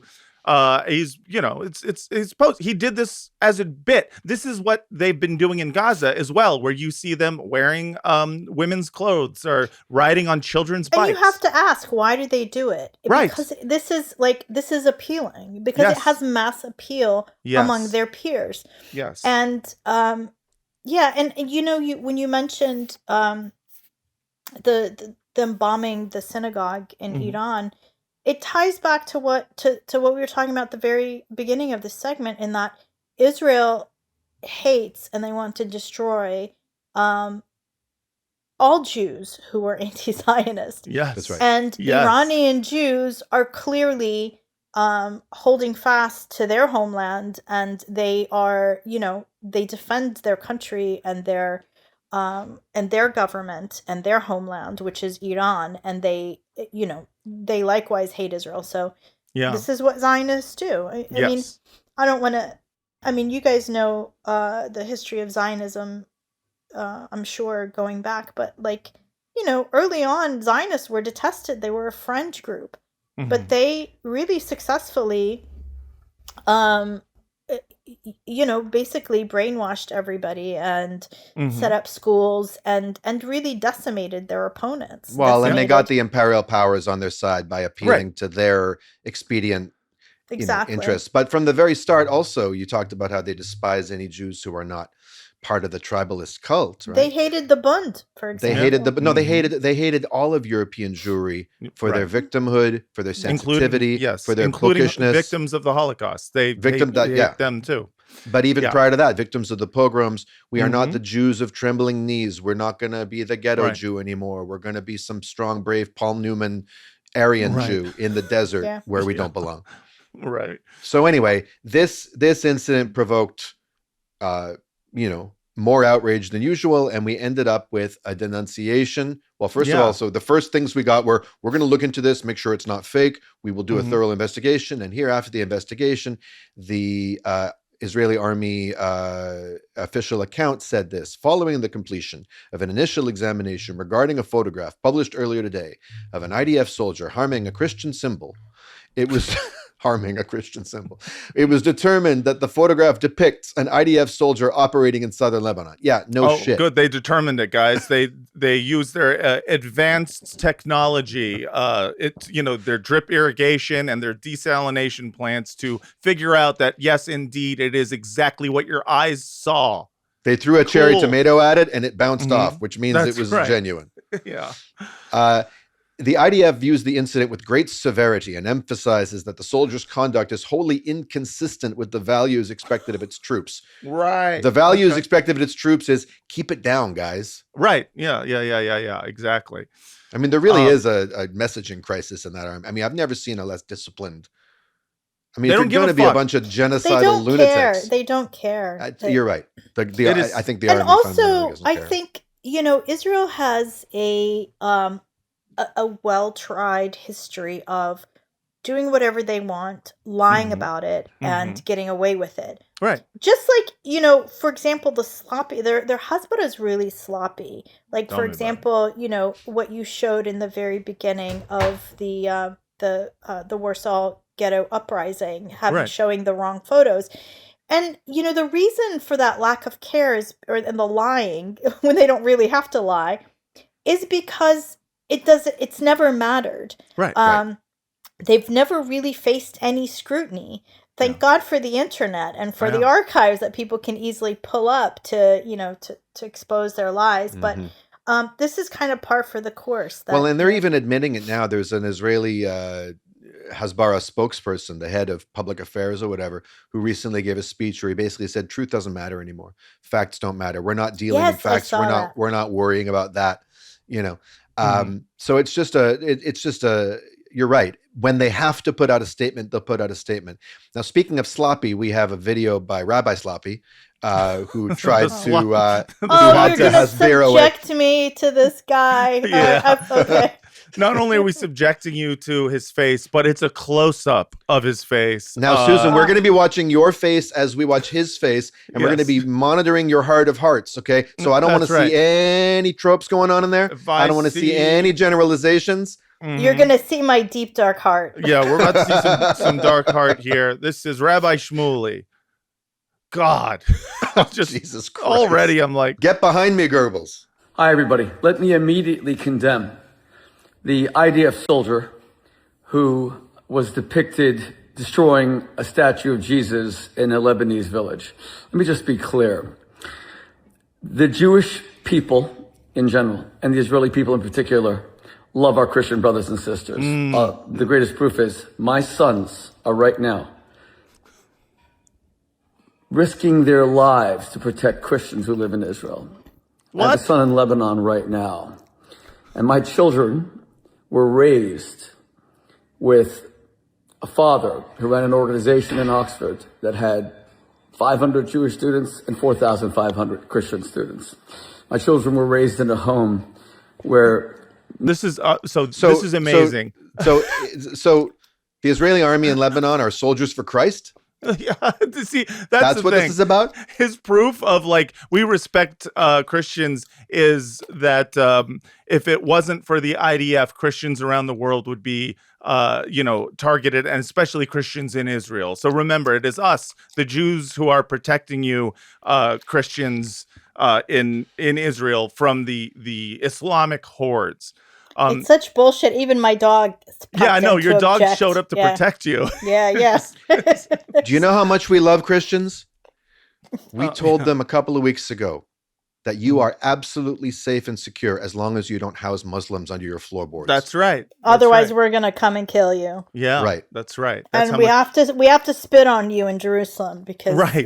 we hate you that much, and we have to spit on your cemeteries and. Mm-hmm. Yeah. Mm-hmm. What I find fascinating about this, and in terms of why this caught on, I'm convinced it is because of the tide turning on Christian Zionism, especially within like the conservative movements, in the United States. 100%. The Tucker Carlsons and the Candace Owens and whatnot, who are divorcing their conservative worldview from Zionism because, for multiple reasons. One is, because some are shocked by seeing genocide and are like, well, this is wrong. And some are doing it, for other reasons that include like pro-Western civilization, and they don't believe that Jews are a part of that or whatever.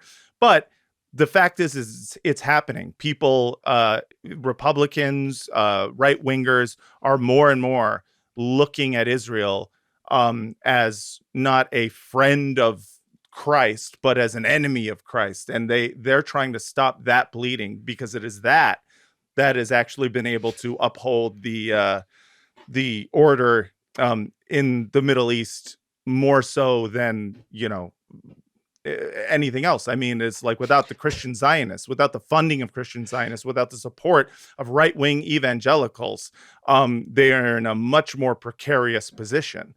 I wish Bibi had just come out instead of his stupid apology tweet and just said, let me be clear. I am not, how you say, anti-Christ. Yes. I am the pro-Christ. Yeah. Some people are even looking close into my forehead, looking for the mark of the beast, the 666. It is not there. You can't find it there. I love Christ. It is truly fascinating to watch the nervousness of someone like Shmuley, who realizes that this is something that could lead to a cascade of Christians pulling their support. If one dildo falls, the rest are sure to follow. Yeah, exactly. You guys are on a roll. This is our wheelhouse. Just posting like stupid content and then dumb puns. Yeah, but it's fascinating to watch, because you see sort of this almost manufactured outrage when it comes to. It's so disingenuous. It's so disingenuous. Even like, when he's trying to conjure his personal like protection of Christians, and there's a hesitation in his voice. It's like, what are the next words? Right. Even it's completely. Also, like some of the words, the concepts that he uses are also ahistoric. Even talking about the idea of like the Jewish people.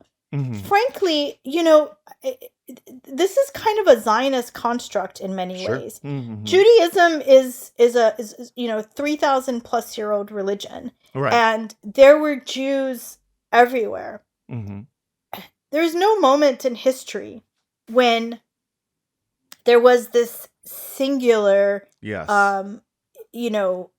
group called the Jewish people. It didn't exist. Mm-hmm. And prior to Zionism, there was no European Jew ever looked at an Arab Jew, for example, or an Ethiopian Jew, and said, that is my brethren or my sistren. It wasn't real. Right. They, in fact, very much harbored their European countrymen and women's antipathy and contempt for brown people, for Arabs, for Africans and Asians. So even this idea of, saying the Jewish people, Right. is also ahistoric and Well, there's a book made about up. that by an Israeli historian, Shlomo Sand. The Shlomo invention, Sand, Sands, right, yeah. yes, the indeed. invention of the Jewish people.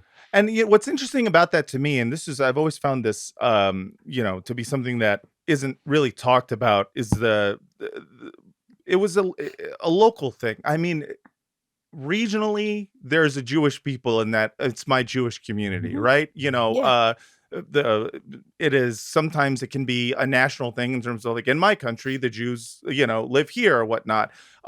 This idea of a singular culture that is felt by every Jew around the world, every person who practices Judaism, is very much a Zionist construct, because of the fact that you see them trying to replace everyone else's Jewish tradition and culture with one singular Jewish tradition. You see that in terms of, even language. I mean, modern Hebrew supplanting any other type of Jewish language that was out there. Yiddish is pretty much decimated. Yes, I saw Yiddish somebody- Ladino is long decimated. gone. Yeah, somebody Ladino, yeah. somebody made a tweet that nobody in history has succeeded in destroying more Jewish traditions than Israel. 100%. 100%. Yeah, and indeed, they collapsed all of these ancient traditions from all over the world into a singular, really invented concept and construct, and with a invented Right. belonging in a singular place. I mean, all of it is ahistoric. All of it is a Yes. fairy tale. At Right. best, and it's they- hearkening. At best, it's hearkening back to a very, very, very long time ago, and particularly geographically located Right. liturgical. I mean, there are prayers in, like, ancient prayers in Hebrew that say, Kivanu v'charta v'tani kidashta mihol hamim, the one who's, not exactly exalted, but sort of sanctified and made us unique among all the nations. Okay, Right. so there was a time and place when that was the self concept. But This was trying also to- localized. trying to- This that was also also localized. localized. Like the That's right. idea again. Jews it's lived like, throughout the Middle East even at that time. right, and talking Right. about nationhood in this way is I mean, it's disingenuous, because it supplants the original sort of meaning of nation with nation state, and those are Right. different things. Those are Yeah. absolutely different things that people just kind of like. Israel has taken full advantage of the fact that now when people think of nation, they think of a nation state, and that's how they've been able to supplant any kind of other Jewish ethnic identity, religious identity, liturgical tradition, all of it, language. So yeah, it's bullshit in his Yeah. framing. Yeah. We all have different identities. Yes. Like, for example, I belong to womanhood, for Right. example. Right. That does not mean that there is, a nation of womanhood that Right. is, and the same thing goes, for Islam, right? I'm Right. not Saudi. Do you know what I mean? I'm not Yemeni. 100%. We all belong to a nation of Muslims, but we are not a nation state. Right. I belong to a nation of mothers. Even, but even we are the not a nation of nation Islam state. isn't a physical nation. Exactly. Like Exactly. this is it's totally just taking that concept and turning it into nation state. And I think that his disingenuous like framing of it that you see is all part of the same project. What I also find funny is that in Rabbi Shmuley talking about guys, just so you know, Israel, we are completely against this. Jews of the world are against this. We love Christians. He can't then think of an example of how, so he just instead says, in fact, we are the Christians' best friends. We protect he can't stop himself from centering the heroic Jewish nature. And that's why his apology. And that's why I told my sons, you have to go die. Right. To protect the Lord on earth, Jesus Christ. And by the way, later in the same video, he talks about the scourge of Islamism. And he's careful to say, not Islam, not Muslims. Oh, we no, love certainly. Muslims. Yeah. But Islamism. And I just we need a word that's the equivalent of Islamist Mm-hmm. for Jewish. You know, that's better than Zionist. Like like Yeah. Judaoist. Like I don't know. Yeah. You know, I don't want to say Judeo-Bolshevik. Jewist. Jewist. Yeah. Jewist. we love Jewish people, but we hate Jewists. It reminds me of what when you talked about ISIS, Susan. Like, it reminds me of what Ahed Tamimi said. She said, "I'm not going to stop talking about the Jews. It's on you to fight the Judeo supremacists within your religion that have hijacked it, the same way that I fight ISIS that's tried to hijack mine. Yeah, yes. You do that. I'm not going to do that." Right. Yeah. And she also said in that, and this is, you know, something I mentioned earlier, that, you know, the Jews that have been in her life are the ones who are destroying her. Yes. And who are oppressing her. Right. And those are, you know, her life and her country and has been destroyed and dismantled by Jews. And that's and again, like we are all kind of, I think, you know, especially those of us in the West, and let me just speak for myself. There was, I think, until the genocide in Gaza, there was always a part of me that was willing to give the benefit of the doubt. Maybe there is a way to coexist. You know, we always kind of were trying to find a way. We always, you know, the assumption was that we had to live together. I no longer have that assumption. These people have to leave, or they agree to live like everybody else. They will not be our masters. They will be nobody's masters, except masters of themselves as individuals. Period. And I will say that I hate them. I can't hate them enough, and and nobody should have a reaction to that. It is the most natural response to a people who are literally celebrating and dancing and putting music to unspeakable horrors. Like, I don't know. I mean, I guess, you know, I tried to think of like historic corollaries where there has been a society that did this. Yeah. And I think, you know, I think about like this, you know, in the South, at the, you know, when Black people were lynched, I think. In the United States, absolutely. In the United States, the Jim Crow some South. of that. Yeah. They sent postcards with photos of lynchings. They made Christmas cards out of them. Yeah, the history of the etymology of the word picnic is like based on lynchings. It's like crazy. Oh my God, that makes sense actually. Yeah, lots of terms in the American lexicon are based on really horrendous things, like alligator bait. They call it gator bait. Do you know what that is, right? Yeah, yeah. They use literally black babies to bait alligators, to catch alligators. But anyway, but even then, I think it wasn't the whole country. It was really like this. It was a small group, because, you know, I think about when Mrs. Till decided to have an open casket for her son Emmett. It shocked the whole country. Right.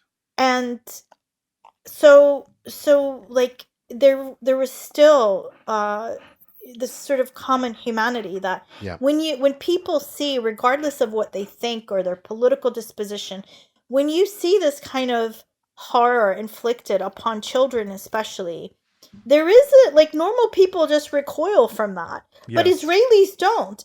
By and large, they were celebrating this. They were putting like on their dating profiles like photos of cruelty to us. And I just think, like, who are these people? Like, how do you how do you get to be that like that? Well, I think we could trace the answer to that question psychologically, but we won't do that right now. And we still wouldn't come up with a satisfying answer. But I do want to say that in response to a couple of things you said, you know, that Israeli society has no shock threshold anymore, the way normal people do, the way you can't live with these people in their current form. They actually have to be transmogrified. I mean, either removed, right, which is that's a heavy thing to imagine, and even logistically, never mind morally, but certainly like they cannot continue to, never mind the right to exist. They have no right to persist in their current form. They'd have to be completely transformed into a different kind of society. How's that going to happen? Well, some kind of shock has to happen. And that reminds me of something that Omar Bartov said in a recent interview with David Remnick of The New Yorker, which I found interesting in its own right. I'm not sure how much time we have to get into it in depth. Well, we have but the video. We'll play the video. Listen for where he talks about the need for, that Israel needs what he calls shock therapy. Now, he doesn't specify what that means or what outcome he means, but in and of itself, it's a striking language. Another word that evokes a lot of emotions, Zionist. Zionist, when I was growing up, I'm just a few years younger than you, meant something quite different. It had a very different electrical charge to it. For who? For who, David? Yeah. I mean, this is what we're going to see here. Now, Omar Bartov is, professor, expert on genocide. He came out in the New York Times and wrote an article saying, I'm sad to say that this is a genocide. He's often cited as an example of, well, look, even Israelis are saying it. And I'm not going to dismiss the value of that kind of voice. Although, as you've said, Suzanne, including in a tweet today, the testimonies of victims should be enough. We shouldn't need someone from the oppressor society to corroborate it. But David Remnick is speaking to this Israeli-born scholar of genocide, and you notice he says, when I was growing up, Zionism meant something different. No, Zionism, and this is what you're always going to see. You see it in Ezra Klein, who's lamenting and admitting the hard reality of the one-state reality. But somehow, as Noura Erakat says, it tries to preserve this nostalgia for something that never existed, which was a kinder, gentler Zionism. What it was a Zionism with a bit more public decorum. I also want to say that what he said really reminds me of the scene in The Office, the American Office, where Michael Scott is like, when I was growing up, gay meant lame. And, and now it means a man who loves another man. And it's like, nope, not like, it's just an incredibly... That's exactly right. That's what he's doing. It's like, growing up, Zionist meant hero. It meant, It's but funny, this kind of lexical creep, how words can just change meaning over time for no reason. Yeah, for no reason. Absolutely. Yeah, here. Quite different. It had a very different electrical charge to it, depending on what community you were sitting in. What does it mean to the students that you teach? What does it mean to you? One of the things that went deeply wrong is that Israel never had a constitution, and that Zionism became a state ideology. It became something else, and it kept transforming itself into what it is today, which is an insupportable ideology of extremism, of militarism, of racism, and eventually of genocide. Anyone who supports it becomes complicit in the acts of that particular political ideology. So you think Zionism is not reformable? Zionism is not reformable. The state of Israel is. The state of Israel is reformable, but the state of Israel has to be reinvented. And it cannot be reinvented according to this kind of ethno-nationalist principle that has taken hold of it. What Israel needs right now is shock therapy. And despite all the horrors that it has inflicted on others and has also experienced itself since October 7th, it is not still come to identify the limits of its own power, because those limits are in Washington, D.C. And it's there that those limits have to be set. And it's only then that some forces in Israel will start generating a new way of thinking about Israeli society. It's an interesting interview. I mean, it's an interesting clip because it's doing a lot. I mean, one of the things it's doing is, despite some criticisms that I have that I'll get to, having a mainstream liberal institution like, what is that, the New Yorker? That's the fucking New Yorker. Talking about Zionism in ways that don't include the heroism of the Jewish soldiers, or in ways that don't excuse the horrors of Zionism, by, invoking the Holocaust, having it just be, coldly, Zionism is not reformable, is the needle moving. It is. Which is something that I would have loved 2 years ago, but it is something that's happening. Suzanne, what's your response when you see that exchange? Well, Zionism has always meant the same thing to us. Yeah. I mean, Mm-hmm. and this idea that Zionism morphed into something brutal is actually an ahistoric narrative. Right. Zionists were quite barbaric and violent from the very beginning, and we know that our grandparents told us. And history, the historic record is catching up with what we have always been saying. So the idea that And when was it not the state ideology? Like exactly, it was what was there in place of a constitution, and it was the reason there was no constitution, because you can't Exactly. have both. Exactly. It's the reason there is no constitution. It's the reason there are no declared borders. Because the idea from the very beginning was expansion. It was to adapt whatever laws they needed to adapt in order to get rid of the indigenous people and take their place. Right. That's the basic seed and the core of Zionism. Right. And that could not be achieved if they had a liberal constitution with a set of moral laws and so forth. Yeah. So, yeah. I would say my It's- biggest critique. I'm sorry, Daniel, you go. I think probably we're going to say pretty much the same thing, but go ahead. Well, my biggest critique is Zionism can't be reformed. Israel can. And trying to divorce Israel from an ethno-nationalist project. And for me, I go, that's, a fun little alternate history to present, but it is not the history of Israel, and it is not currently the definition of Israel to people who support Israel. Right. To No, people who support yeah. Israel, ethno-nationalism is the form. It is not Israel. It is not, quote, a Jewish state without the ethno-nationalist element to it, without the demographic majority. So to suggest that there's a reform possible, I think, is a little bit wishful thinking, and it's a little bit kind of rewriting what Israel means to those who still support it. Very much so. The phrase "the state of Israel" is ethno-nationalist, full stop. There's no other version of that There's phrase, no other version. Yeah. right? You could say that land is reformable. You could Right. say even that you could even make the claim, and you'd have a hard time persuading many people of it, including our guest, but on a sort of deep humanist faith in the possibilities of human reform and grace and forgiveness and all this, that people is reformable. Those human beings are reformable, Mhm. or maybe their children will, or maybe their grandchildren will, Mhm. or that, that the history can be redeemed. But you cannot do that if you're still clinging to any vestige of these illusions. And Bartov, it's the frustrating thing about even the most incisive Israeli thinkers with mainstream purchase. Like Miko Peled would never say something like that. Ronnie Barkan would never say something like that. And I'm pretty sure that even Nadav Lapid, the filmmaker who made this new film that I just saw called Yes, which is the most brutal excoriation of that society I've ever seen, he would never say that.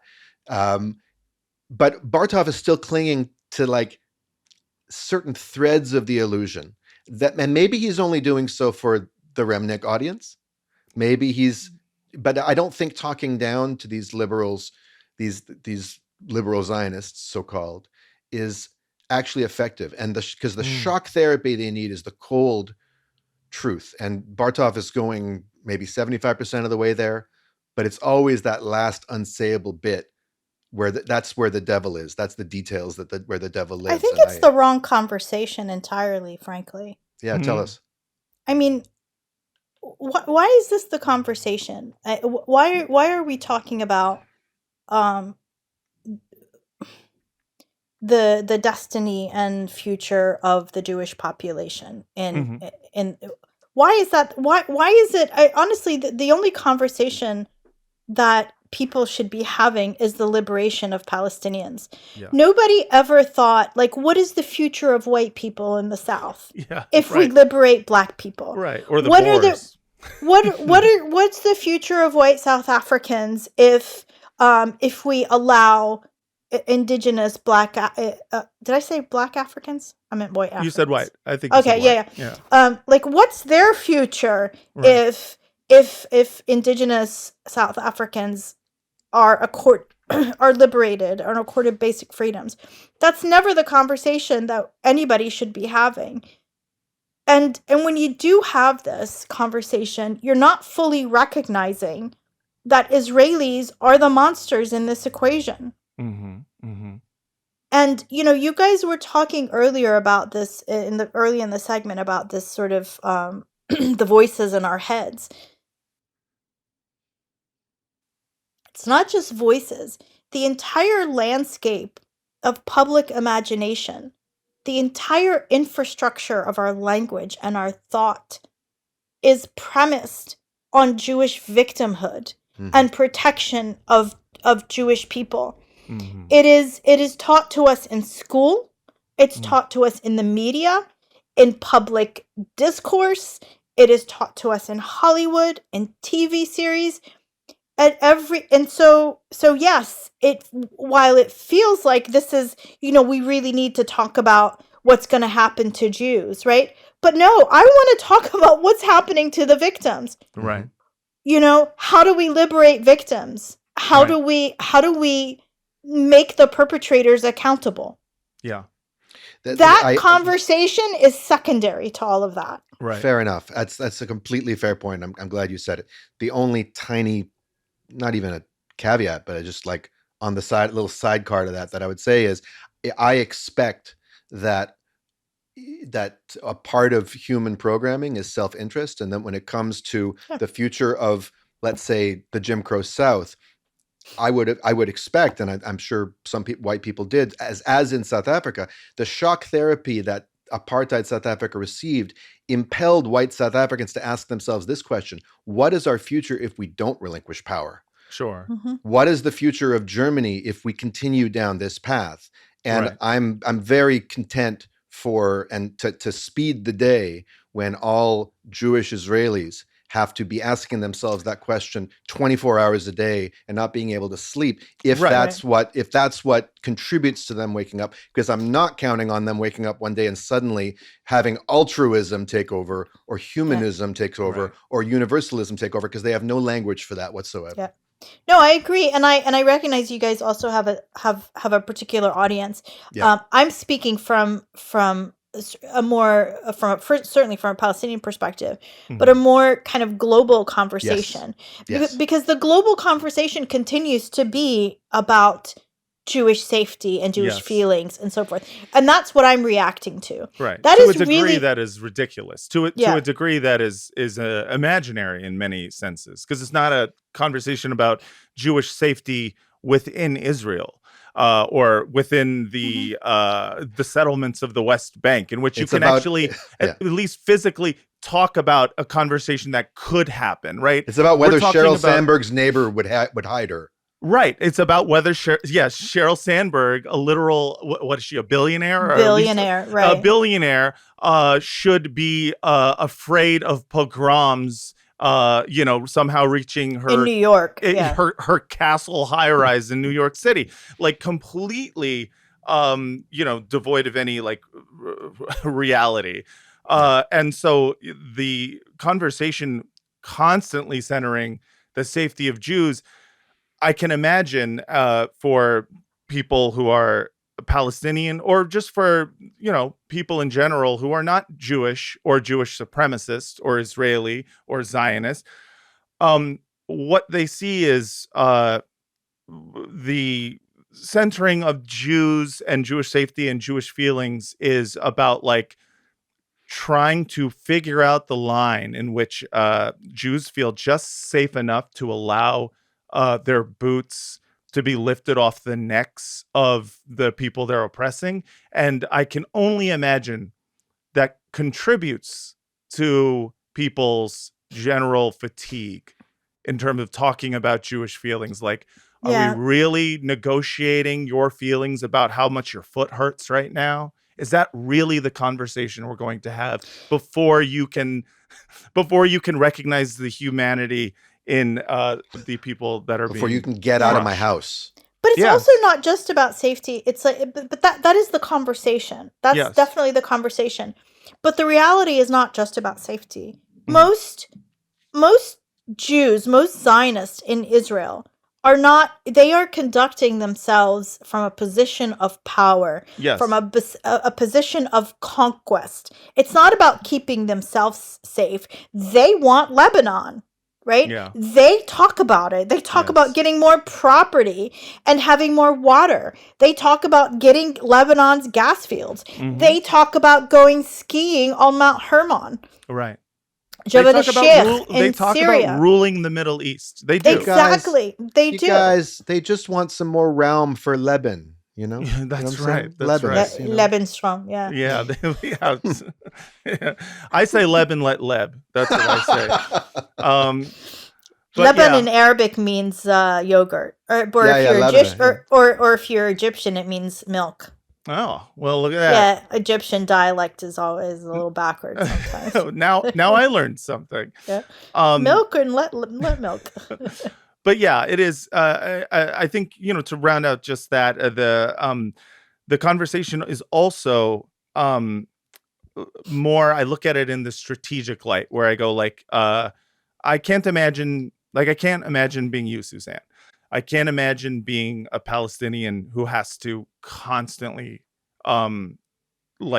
be within this particular framework, always have to operate within the strategic framework of not offending Jewish people, not offending Well, I don't. Western people. Right.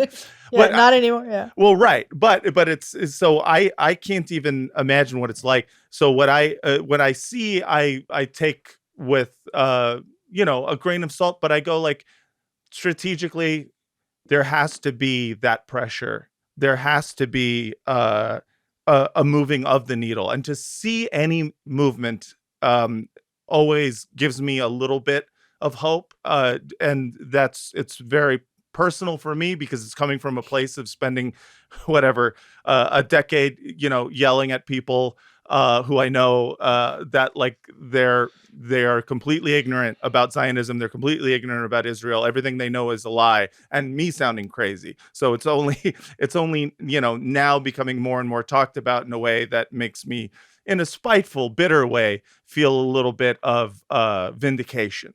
Yeah, and seeing the editor of the New York Times, the New Yorker, who has, they've published some decent reporting. They've also published a lot of garbage. Mm-hmm. Seeing him being put, here we are in 2026, being put in the position where he's saying to this, the furthest left person on the topic he can stomach listening to, right, who's this Israeli scholar right, of genocide, and having to sit there and listen to words like ethno-supremacy, genocide, right, militarism, all this, and then ask, but can't I still have a little bit of crack in my pipe? Yeah, and as a the guy's like, no, you can't have it even as a treat. I'm curious that makes me want to tune in for what's going to happen in 2027 in the inside elite discourse. I enjoy watching it sort of fray and fall apart. I don't expect you or anyone else to take too much heart from it, because it's still missing so much.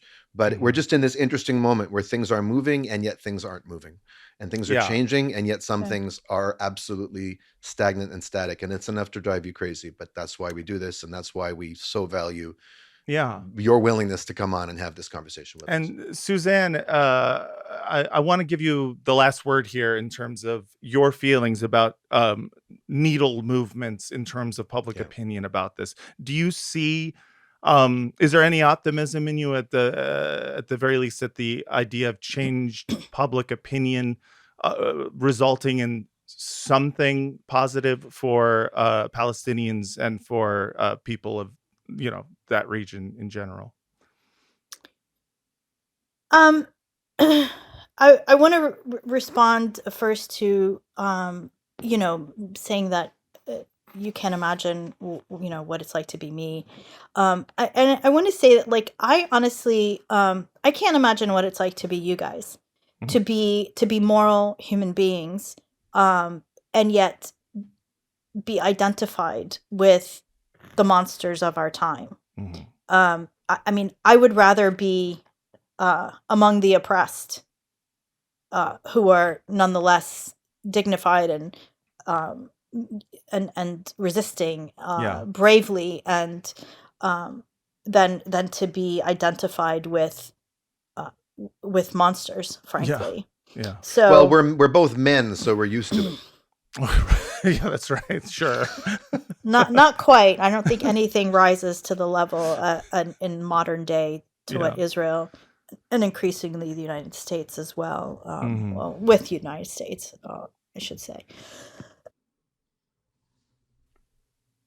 In terms of moving the needle, I'm not.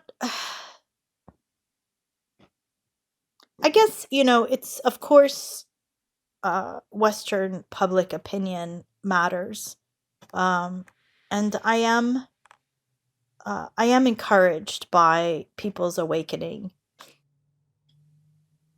But my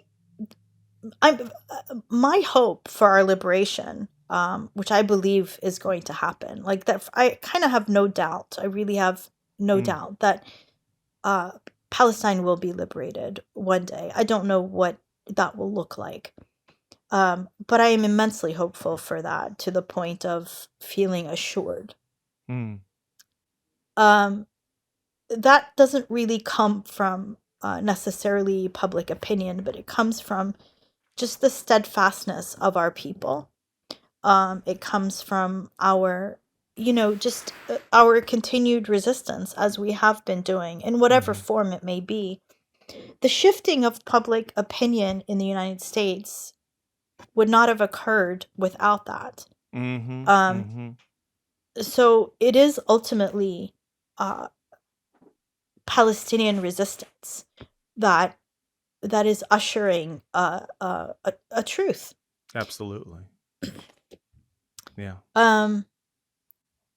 But also because Israel is not sustainable. Correct. It is, the kind of supremacist ideologies that torment entire populations for years and decades upon end is not a sustainable model. I think in the Zionist consciousness, in the Zionist mind, if we can just, generalize in this way, I think there is, or at least in the leadership, there is this this sort of vision for the future in which they have subjugated the region. And I think this hope has been bolstered by AI technology and the enormous reach that they have, both militarily and technologically. The technological infiltration that has happened globally. They have told us it's not just the pagers. They have embedded themselves in everything around the world. I mean, the Mossad told us that in open daylight. And I think they are sort of counting on this kind of dominance to impose their will. Right. And again, that is not a sustainable model. And they also think that, and again, going back to what Jared Kushner said of cleaning out the mosques, they have this idea that with future generations, they are going to be able to brainwash Arabs. They have had some success in that. I mean, you look at the UAE, Saudi Arabia, for example. Sure. But again, it's not sustainable. Because they don't understand us. They really don't. They have these caricature, depictions of us in their mind, and they don't understand the depth of our rage, of what we have witnessed. And it doesn't matter how many textbooks they change, and they have been doing that throughout the Arab world, among Palestinians as well. But they have this idea, because of their past success, of being able to commit horrendous crimes and then whitewash them in people's minds. They think it's going to keep working. And I don't think it will. I think that part of of their model is collapsing in real time. Yeah. And so again, it's not sustainable, and it's really a shame. Maybe I will, like, bring the Jewish feelings into my final. As a treat. Yeah, I'll throw you a bone. Yeah. I mean, to have your heritage, your religion, so completely captured by a truly violent ideology that is so cruel, is and tragic. self-hating, quite frankly. It's a self-loathing. Self-hating, yeah. Like to really to create like this ecosystem of imagination where you hate your ancestors. Like, that is a part of me that, like, I can't understand that at all. I revere our ancestors for what they gave, with all of their flaws and everything. It's what ushered us into the world. And yeah, it has really deranged Judaism, I believe, and I think maybe if Jewish people finally wake up, I think that would be an important shift. But I don't think they have. I think they are still either they are drunk on power, or they are deluded, or Yes. they're paranoid, or whatever. Look, the alarm is going off, but they keep hitting snooze. That's right. And eventually the snooze button will break. And I'll say this just also in parallel to all that. The other thing that's not sustainable is the Israeli psyche. That country is having an absolute nervous breakdown in real time. And I don't expect you to keep your finger on the pulse of that. I don't expect you to give one solitary shit about how Israelis are doing. It's in my wheelhouse and my breeding and my range of, interests, and the fact that I speak some of the language and all this kind of stuff and the contacts I have. I am keeping my eye on it. I've never seen anything like it. There's an absolute national nervous breakdown. Now, it's happening in slow motion. It's nonlinear. It's not like it's going to happen tomorrow. But and I'll speak some other time on this podcast, maybe Matt, after you see this film. Yes. Right. By Nadav Lapid, which is a depiction of a national nervous breakdown like I've never seen before. It's exhilarating and disturbing, and I'm not saying it's a perfect movie, but that society is beyond the point of, it can't bear the load of itself forever. So there's multiple things happening in parallel. There's the Palestinian resistance, which needs to be centered. There's the Jewish reckoning and awakening, which is happening way too slowly. And then there's just the inevitable collapse and implosion of a society that literally drives people crazy, scours their souls with borax, and leaves people shells of themselves, and has no ancestry or genuine history to fall back on, which is what all healthy cultures need. Right. So, we all have our lanes and our things to focus on. And sorry, go ahead, Matt. Well, you finish, and then I'll say my final thought. I remember many years ago reacting to there was a news story of Ashkenazi Jews protesting a kindergarten because it was allowing it allowed Sephardic and Mizrahi Jews to also be in the kindergarten, and they were literally protesting outside of a kindergarten. And I remember writing that Israelis literally hate each other, and they would collapse, but the only thing holding them together is their hatred of us. Yes. Like, we are literally the only thing holding them together. Yes. Otherwise, it is a society cobbled from all corners of the earth, thrown into a relatively small space. Right. With vastly different backgrounds, who hate each other to begin with. Right. Telling each other, do racism to each other. We love racism. So that can only lead to the eventual collapse as well. I think that incident was known as Bronfman versus Board of Education. Oh, very good. Good. Very good. There is a fourth element, to the eventual collapse. And amending with this, that fourth element is, of course, the bees. Bees have swarmed, thousands of them, this month all over Israel. No one knows why, but they have stopped machinery from working. They've stopped planes from flying. And I just want to give a big shout out. A shout out to the bees who have been the comrades in the fight that we have long needed. And shout out to God for sending those bees to Israel to disrupt. Buzz. Yeah. What's the buzz? Tell me what's happening. Oh, that was so bad. Let's Yes. end on that. Listen, it's always going to end bad. Suzanne, thank you so much for coming on the podcast and talking with us. We really appreciate it. It was lovely to talk with you both. Thanks for having me. Lovely to talk with you. Where can people find some of your writing? And is there a book that you have that you'd like to plug? So my publisher yelled at me and said, "Why don't you hold up the book?" And I always forget. I'm total shit at self-promotion. Oh, I am too. So this is the anthology that Mamdani's wife, by the way, this was the origin of that controversy. Oh, right. Yeah. It's called Every Moment is a Life, Gaza and the Time of Genocide. This is the English side.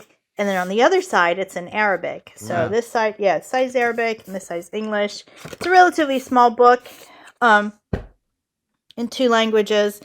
18 young writers in Gaza telling short stories about their lives. And it's, Well, we'll have a link to that in the description of the show. Suzanne, truly a pleasure. Please Thank you. Back. Likewise. Thanks for everything you're doing, guys. We're pleasure. doing dick Doing jokes it with in the- humor. Yeah, we're doing dick jokes in the middle of a Holocaust. And thank you to everyone out there who are faithful listeners. You can always listen to us for free, or you can go to patreon.com/badasbar if you would like to listen to an extra episode every week. You don't have to, though. You can always listen to us or watch us for free wherever you get your podcasts. Badasbar@gmail.com for your questions, comments, concerns. Hi, doggy. I want to kiss that dog. He's like, please stop podcasting. Can you all right, dogcast, please? Can we have a dogcast? Oh, dogcat. Thanks everyone so much for listening, and until next time, from the river to the sea, Whatever will be, will be. Buzz, Palestine will be free. Bye, everybody. Bye. Jumping jacks was us, push-ups was us, Krav Maga us, all karate us, taking Molly us.